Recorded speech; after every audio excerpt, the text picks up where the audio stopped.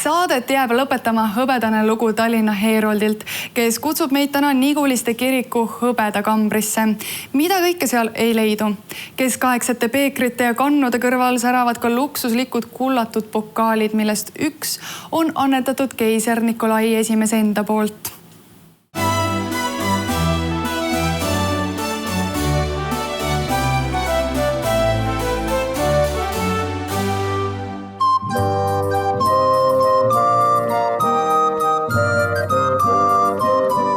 Muinsustervitus!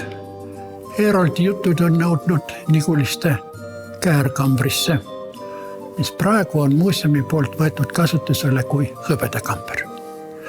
Aga käärkamber vanasti oli ju ühest vaatevinklist nagu büroo, kus preester või pastor kohtus inimestega ja sõlmis vajalikke leppeid. Teisest küljest oli see nagu arhiiv, kus olid kirikuraamatud ja kolmandast vaatevinklist oli see nagu varakamber, kus hoiti nii hästi koguduse raha kui ka liturgilisi väärisesemeid.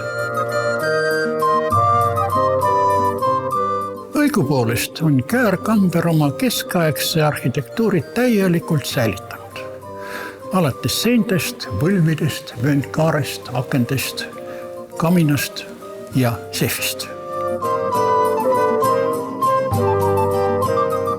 Seif, kus hoiti kiriku raha ja hõbedat, on tõepoolest väga võimsalt turvatud. Näete, siin on pesad, kust sai panna üle rautatud ukse põõnad ja need käisid muidugi lukus. Ja vähe sellest siin kõrval, näete, on ka kivimüür raudklambritega tihendatud selleks, et kui siia satuks üks kangiga röövel, siis ta ei saaks neid kivisid siit lahti kangutada ja seifi siseneda. Ja kui me nüüd ukse lahti teeme, siis me näeme, et siin on üks nendest lukudest on isegi veel säilinud. Ülemine on aga läinud kaatsi.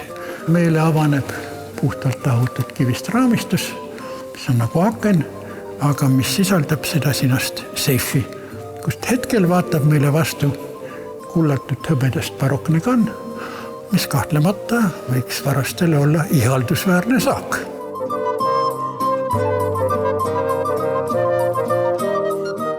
Siin ühes vitriinis on ka natuke kiriku hõbedat, mille laadset on kasutatud liturgias, nii hästi ristimisvaagen, eks ole, lapsukese ilmale tulekul ja nime saamisel vajalik ja siis armulava juures kasutatud armulava veinikarikad ja armulava veinikann.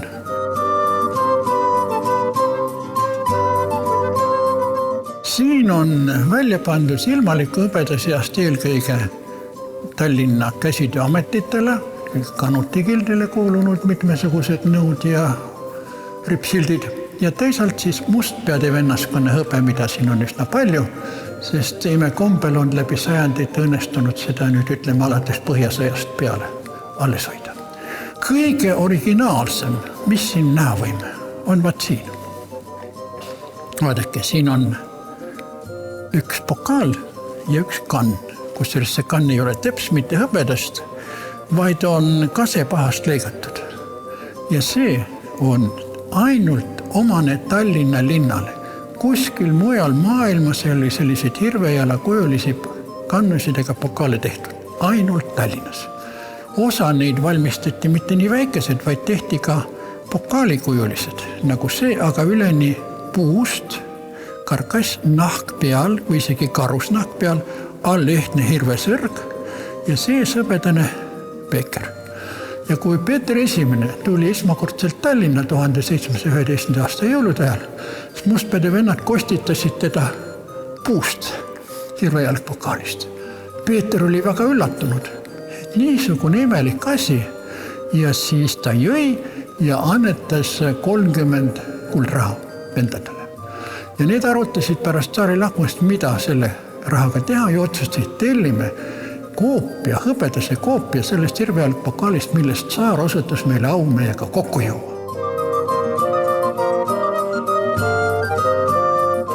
Kui tsaar Peeter I mälestuseks tehtud pokaal aastast 1712 jäi vennaskonnale kasutada, siis see äratas tähelepanu ja kui tuli Aleksander I, keiser 1084 ja Mustpeade vennaskonda külastas, siis jäi sellest niisugune mälestus. Ka hõbedane hirvejalg, aga erinevus on nüüd selles, et siin on ka keisri monogramm. Ja hiljem, veel hiljem, Mustpeade vennaskond kinkis mõningatele oma eriti auväärsetele vanematele juubeliks ka hirvejalgpokaale, näete, siin on mõned. Ja kui nad siit ilmast lahkusid, siis perekond annetas need Mustpeade vennaskonnale tagasi.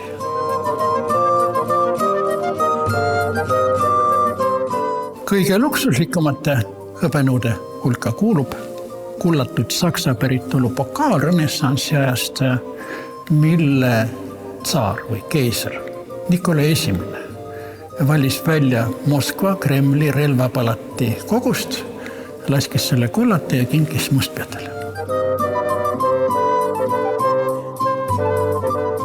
Pokaalide kõrval kuulusid luksusesemete hulka ka kannud ja nendele on see iseloomulik, et kaanele on sisse pandud kas mõni medal või reljeef või mingisugune lausa väike kunstiteos. Ja kannude sarnane on siin nende maiustuste nõu, mille välispind on üleni kunstipärase reljeefiga kaunistatud. Käsitööametitel oli üks tore rituaal, mis on jätnud ulatusliku jälje meie hõbetööde pärandisse. Nimelt, kui keegi võeti vastu meistriks ükskõik millisesse tsunfti, siis ta pidi andma kullassepale taalri või hõberubla. Ja sellest valmistati rippsilt, kus keskel on selle sinase meistri nimi ja tsunfti võtmise kuupäev. Nikuliste kiriku kooriruumi põhjaseinas on kõrvuti 3 portaali. Esimene vasakult viib keldrisse, teine viib üles oreli rõdule, kus on nüüd uus orel olemas, aga siin toob meid Nikuliste käärkambrisse, kus on välja pandud kogu see hõbedane toredus, mida me äsja vaatasime ja mis võib saada ka teie silmarõõmuks, kui te Nikulistet külastate.